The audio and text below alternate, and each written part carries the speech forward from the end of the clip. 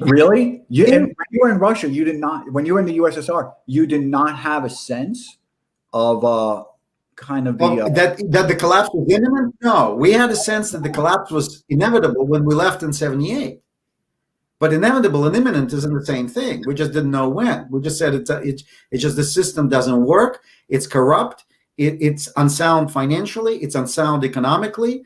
There's stagnation going on. There's just no prospects here, and there's major political risks of further repressions and inside. And so we left. And then when I went back 10 years ago, 10 years later, it still hasn't collapsed. And Gorbachev was trying to reform it. It's like trying to move cards in the house of cards. You don't want to move cards. You start moving cards, you bring down the house. So no, there was no inkling. And so that's very important to understand. It's like people say, well, it's not going to happen yet. You're going to feel that way right up until the moment it happens. Really? That's the way it happens? Because zero cost of money. This is the Soviet Union in this sense.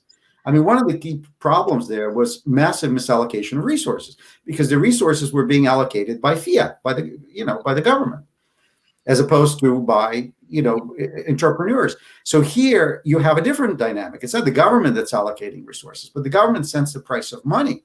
And when the price of money is set at zero, there are or at 2% or 1%. A lot of projects look good, which are not feasible normally, and have never been feasible. And the low cost of money promotes speculation and promotes short-term project as opposed to long-term investment. So you're sitting basically eating at your own dung. Is that another saying? I never heard that saying either. Well, you're eating seed corn. Okay. Yeah. You're living large on your seed corn, which is your capital. You're destroying your capital base. We are.